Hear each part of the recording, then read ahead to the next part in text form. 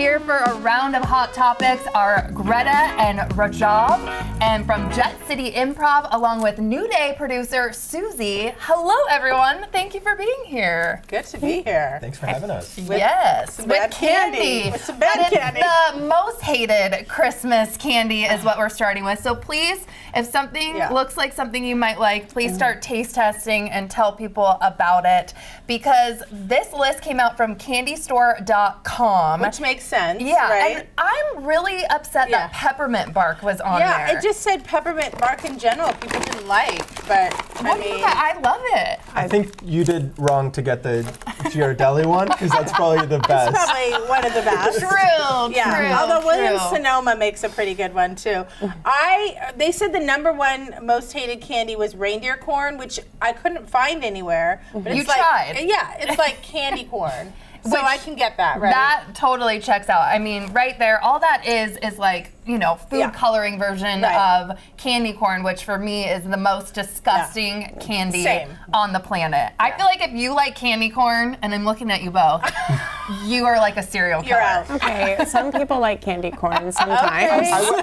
I did go through a phase. You went through a phase? But I saw the light. Okay, but you also said you like peeps, which were holiday peeps were on the list. I do really love peeps. I love the you should dive in. That one's what kind is that? A gingerbread version? And I love gingerbread, so I actually feel like I'm gonna like this. I'm gonna watch it. Peeps for me, that is up there with candy corn. Okay, and these though, I was fine with everything on the list. These especially. You really are not. Oh, see, I love cherry. I love a Shirley Temple. I haven't tried this, but I'll totally dive in.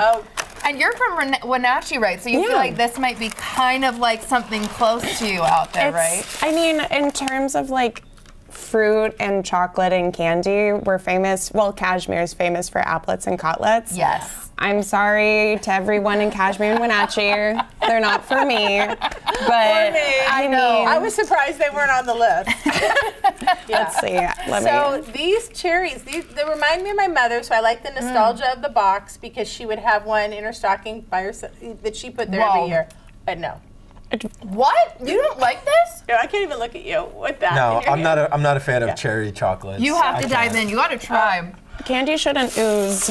You guys, I love this. I think it's amazing. Just oozing. These are also on the list, and I agree I don't want this. Except for these are strangely addicting. Oh my gosh. Okay, speaking of Christmas, you guys, we have to talk about Santa. Okay. Hot Santas in particular. They're having an absolute moment. Yeah. Target, a new ad, just raised a lot of eyebrows. We're watching it right now.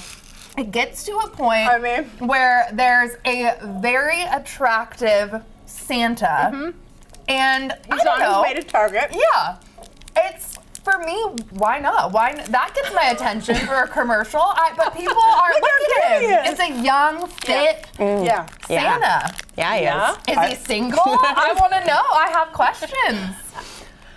He's not single. He's married to Mrs. Claus. I mean, I strongly disagree. Actually, I feel like Santa. Like, let's just keep Santa traditional. It's you know, jolly, full stomach. You know, like. Is he threatening to you? As a single guy in Seattle, yes. True, because it's hard to date in Seattle. So we need. Fair enough. And there's also a Netflix show, Hot Frosty, that our producer Rebecca watched. And she said halfway through this, she had to just turn it off. But they're making all these characters, like children characters, come to life as these hot men. So part of me is a little creeped out by the idea that the Frosty the Snowman is now suddenly this look at him. Sexy character. Shirtless, hot Frosty.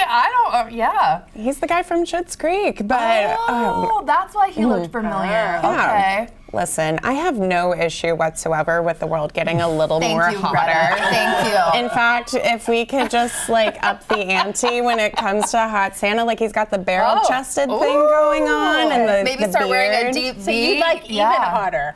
You know, I wouldn't be opposed. Sorry, you're earlier. I mean, Hot Santa may be person of the year after this conversation, but that's true. We're going to go into actually the list. Tomorrow, Time reveals their list on the finalists for person of the year, and we're going to take a look at that right now, that list. On this list, short list, Kamala Harris, Mark Zuckerberg, Elon Musk, Donald Trump, Princess Kate, popular podcaster Joe Rogan. Yeah. Is there anyone on there that we feel like and there are also some other political figures as well, but this is their short list. Yeah, this is the hot six, so to speak.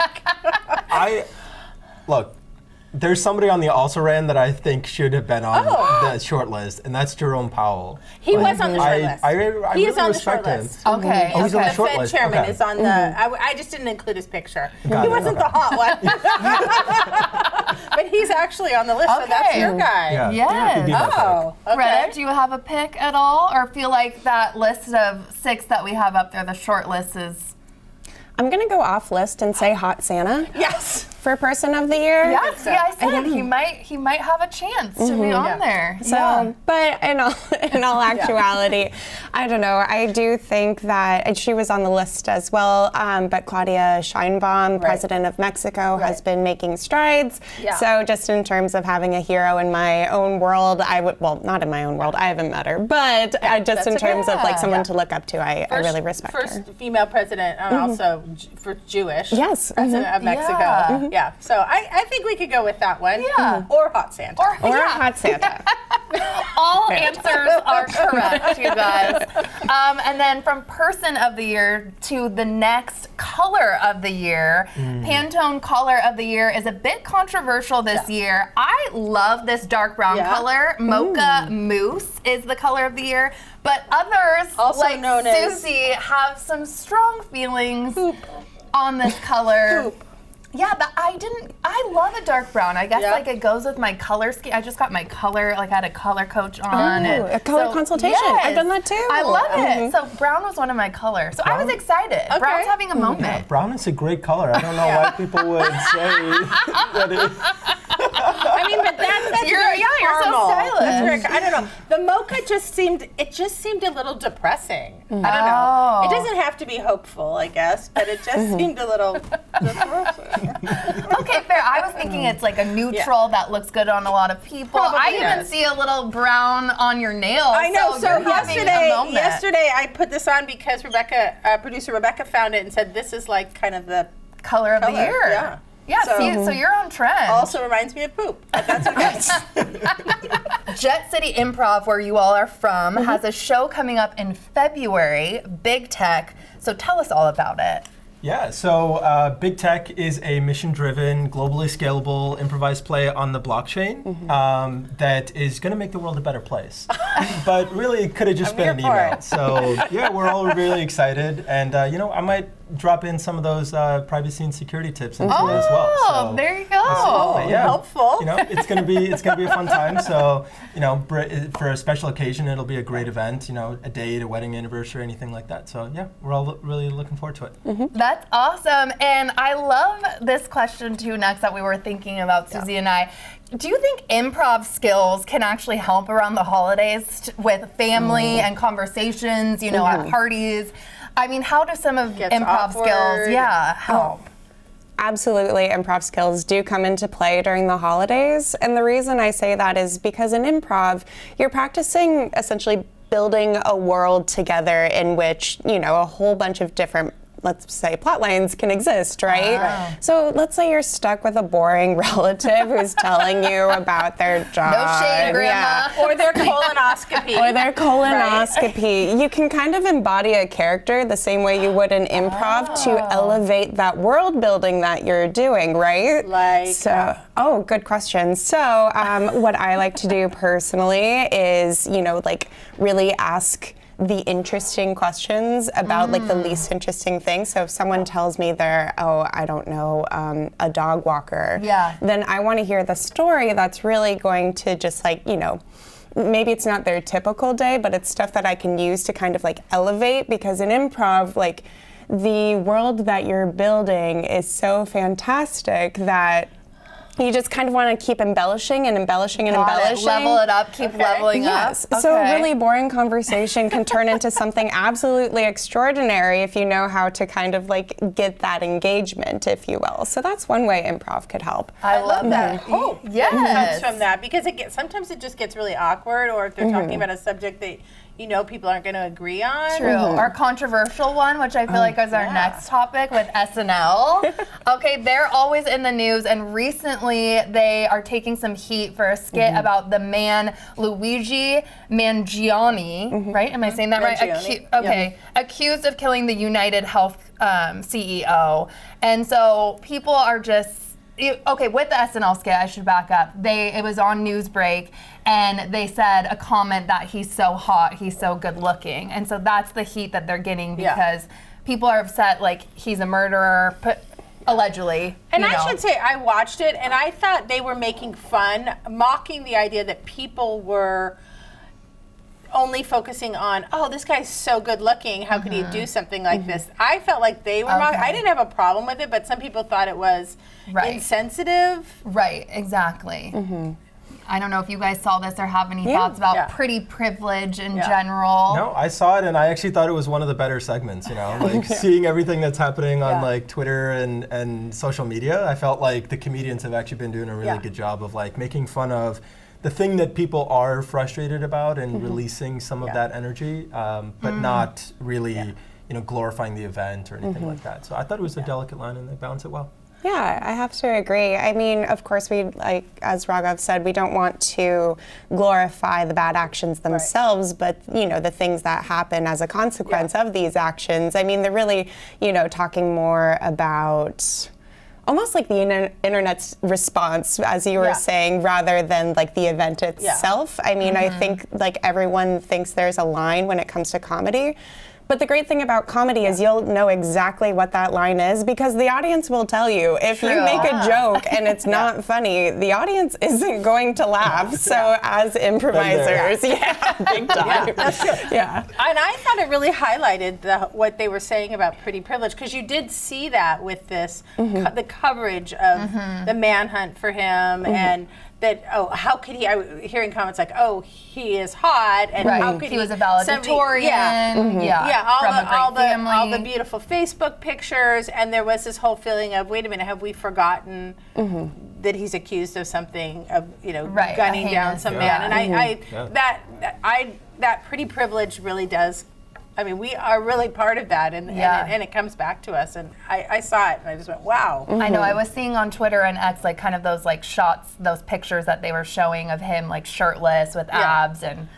Yeah, but we're going to switch gears because I can tell we can all talk about this for a while. We're going to switch to sports. I don't know if you guys have heard this in baseball, but they're going to have a golden bat scenario to make it more fun.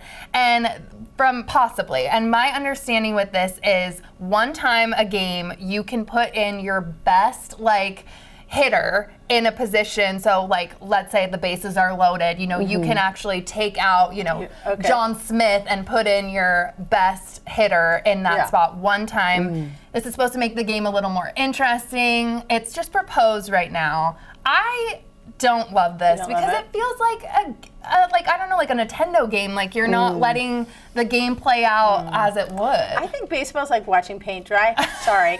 So anything that makes it a little punchier, I'm okay with. Okay, fair enough. Ooh, do you have any thoughts? You know, going back to the hot Santa, I'm a very traditional. I'm a traditionalist. Okay, I love the way things were, and I feel like let's not change baseball. We already have the Savannah Bananas, and they're going crazy with it. You know, you want a gimmick, go watch Savannah Bananas. Like let's keep baseball. Like you know, they've done a good job with the pitch clock and everything. I think they're like making the good adjustments to make it a more fast-paced game. This one feels kind of gimmicky to me. Yes. Okay, I want to get to one of my last topics because he's my big crush, you can tell the way your hands I'm getting really excited. Joe Burrow, the Bengals QB, just bought one of 10 Batmobiles. I mean, he's clearly has so much money that this is what he wanted to do. And his team spoofed him here a little bit. That is amazing. If you guys had all the money in the world, do you have any fun purchases that you can think of? I'm just gonna have a moment looking at Joe. We're on a first name basis. But if Joe wants a Batmobile, I'm in. I'll ride shotgun. You'll be Robin. Okay. Perfect. So if Santa's listening, or you know, mom and dad, if you're listening, and you know, have some money to spare. What would be your item? I think I'd really love a sailboat, but like one of those sailboats where you can like fit a car into it as well, so that just when you get up to the dock, you can. Yeah, just a small little. I didn't know that was. I didn't even know a sailboat could have a car on it. Yeah, and so then I would just, So not a yacht, but a sailboat with a car. Wow, combo. I like that. Greta, I like any thoughts? Ooh, I'm gonna buy a ski resort.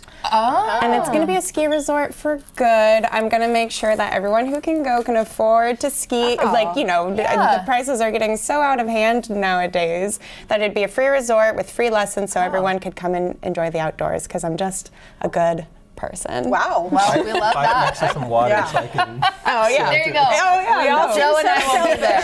Thank you so much, y'all, for being here. And remember, you can see Big Tech at Jet City Improv in the new year. It starts February 6th, and we'll have the details on our website. And you can get tickets now and make that a great holiday gift for someone on your list. Thanks so much for spending time with us today. And you can check our website for more of our content. And you can always send us an email to share your thoughts. So don't forget to enjoy your new day, and we'll see you next time. Yeah.